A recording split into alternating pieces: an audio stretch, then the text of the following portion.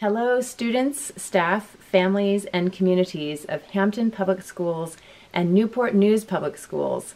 I'm Sundy Frazier, the author of Clio, Edison, Oliver, Playground Millionaire, and I heard that you're going to be reading my book very soon. I'm very excited about that because I really believe that books and stories bring us together, and I hope you really enjoy getting to know Clio. I wanted to tell you a little bit about myself. I live out in Seattle, Washington, so all the way on the other side of the country, near the Pacific Ocean. And I'm married. I have two daughters, ages 12 and 9, almost 10, and a little dog named Luna, who often does like to come and sit and lay at my feet while I'm working and writing here at my desk. So sometimes people will ask me, why did you become an author? And I have to let you know, I'm not just an author, I'm an author for kids. I write stories because I believe that stories do connect us. They help us to understand people who are different from us, who have different backgrounds than we do. And they help us to see how much we really are deep down very much alike. We all have similar feelings and similar fears, similar wants and needs and desires, and books help us to see that. I've also found that characters can often become very much like friends. At least that was true when I was a kid reading books. The characters in the stories would start to feel like friends to me, and I hope that that's true for you with Clio. I hope you can imagine Clio as one of your friends. So when I was younger, I wanted to do and be a lot of different things, but one thing I didn't think about being was a business person or a CEO, someone in charge of a company like Clio wants to be. She's not actually based on me. She's inspired by a young friend of mine who's now 18, but who made her first sale at the age of 2. That's right, she sold a Disney Princess sticker to a complete stranger for $2. Very, very persuasive kid. And this is just like Clio. So when you're reading the book, you can look for that. So Clio was inspired by a real person, but it wasn't me. But sometimes, like with Clio, you can start to put your ideas into action right now. Clio's in 5th grade when she starts her business. So you don't have to wait until you're all grown up to put your ideas into action, to do big things, and to make a difference in the world. But either way, it is going to take effort. So remember that. Again, I hope you enjoy Clio. I hope you are inspired by her to put some of your ideas into action and to dream about the big things that you can do, because you are capable of doing big things. I also hope that you will feel free to be in touch with me. You can always reach me at my website, www.sundyfrazier.com, and write to me and share with me what you think about the story or what some of your big ideas are. I would love to hear them. So take care and have a really good time with Clio.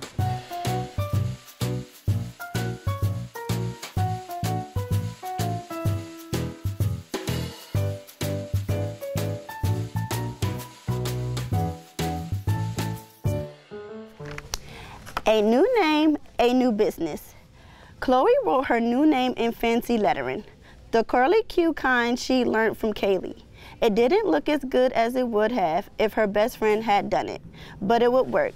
She took down the California license plate door sign that said Cleo's Room and hung her new sign in its place, Cleopatra, Edison, Oliver, CEO.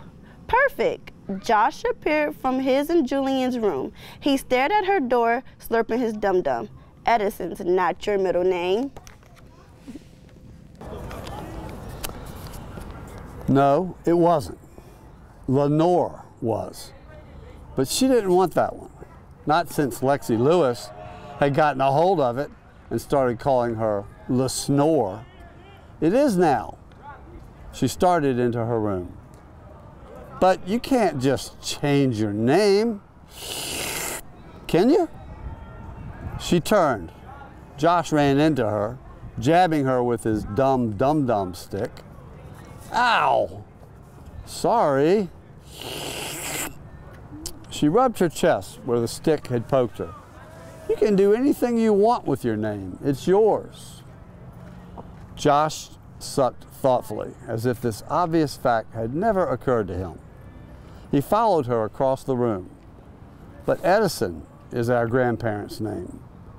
Clio reached under the bed and pulled out the sign she had made the night before. I don't think they'll mind. but you'll have two last names.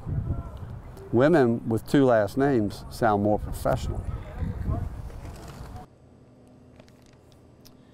Josh snorted.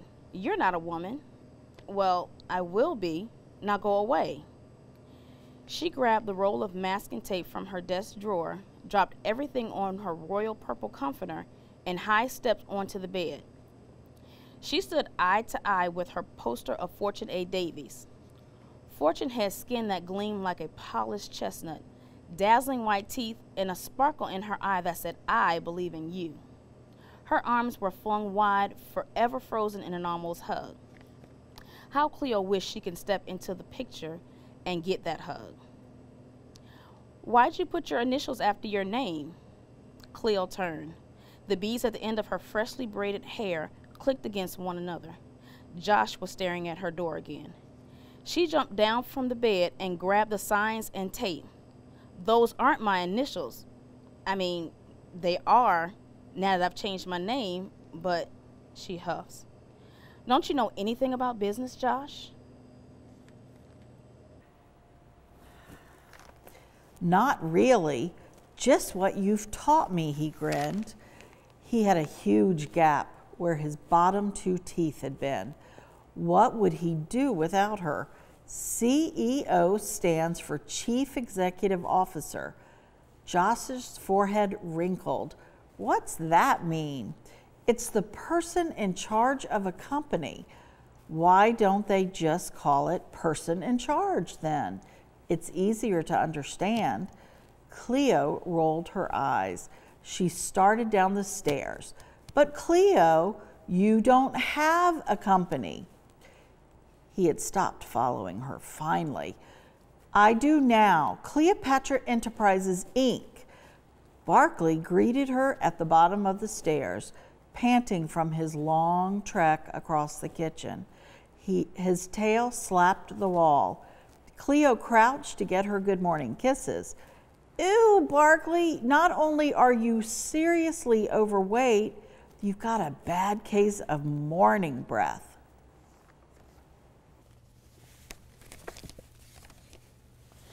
Barkley barked. I think it's the new low-fat dog food we're feeding him, Dad said, scooping kibbles from my ginormous bag of slim and trim canine sardine meal. Mom wasn't about to switch dog food until the whole entire bag was used.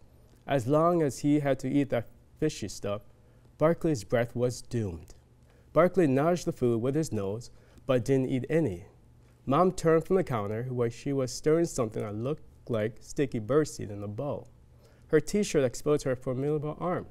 Not particularly muscular, but solid. I don't think he likes it, Mom said, watching Barkley. I like it. Julian slid into the room wearing his Iron Man pajamas. What? Mom's eyes popped wide. It's Fish Stick Captain Crunch. Cleo's littlest brother snatched a piece of dog food and crunched it in his mouth. Barkley looked at him quizzically, then took a begrudging bite himself. When have you had Captain Crunch cereal? Mom demanded. At Damon's house.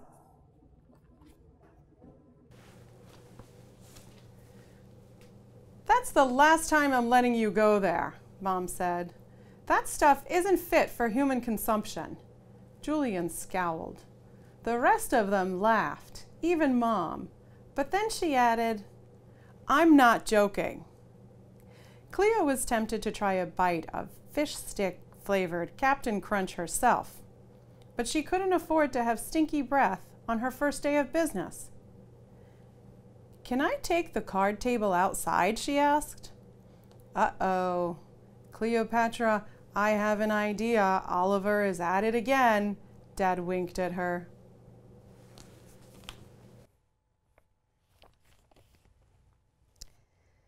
You mean Cleopatra Edison Oliver, CEO. Ooh, my daughter, the company president. Dad nodded. I like the sound of that. Cleo loved her dad with his crazy, curly, nutty professor hair. He knew nothing about business, but that didn't keep him from being gung-ho about it. Mom fixed her bright blue eyes on Cleo. What do you plan to do with the table? It's the grand opening of Cleo's awesome avocado stand. She held up her signs, then realized they were upside down. She flipped them around.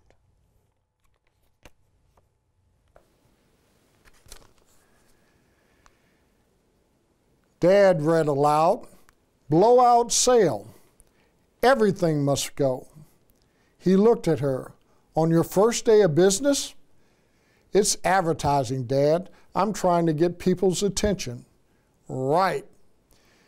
She produced a sign that said, "Huge Labor Day savings."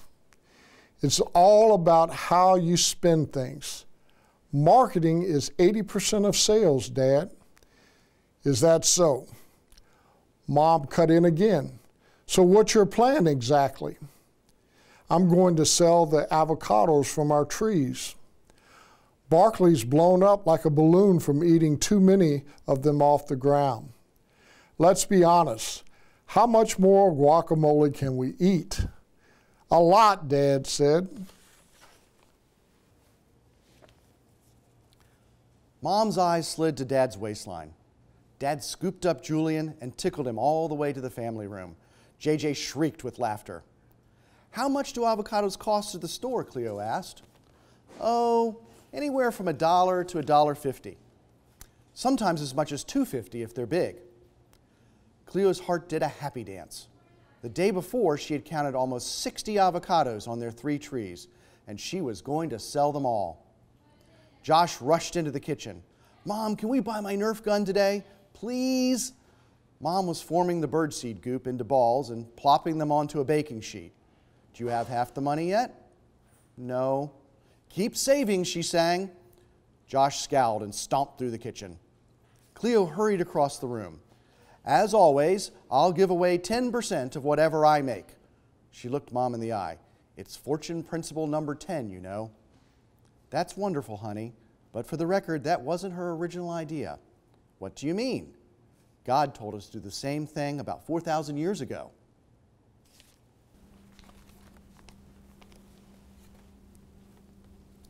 "Oh no, not another one of Mom's sermons.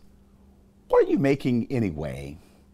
Mom shoved what looked like lollipop sticks into the balls. Her eyes lit up. "Longevity, lollipops. Longevity? Long life. They're full of stuff that's good for you." Too bad. Cleo had been about to ask for one. "So can I take the card table outside?" If you think you can convince people to buy the fruit off our trees, by all means, sell away. If she could convince people, convince was practically her middle name. Except it wasn't. As of today, it was Edison. Cleopatra Edison Oliver, CEO, person in charge. Happy reading to you. And from the superintendent's office, I encourage you to spend as much time as you possibly can reading and learning. I encourage you to spend time with your family and with friends, because reading itself brings about knowledge, and knowledge is power. Thank you.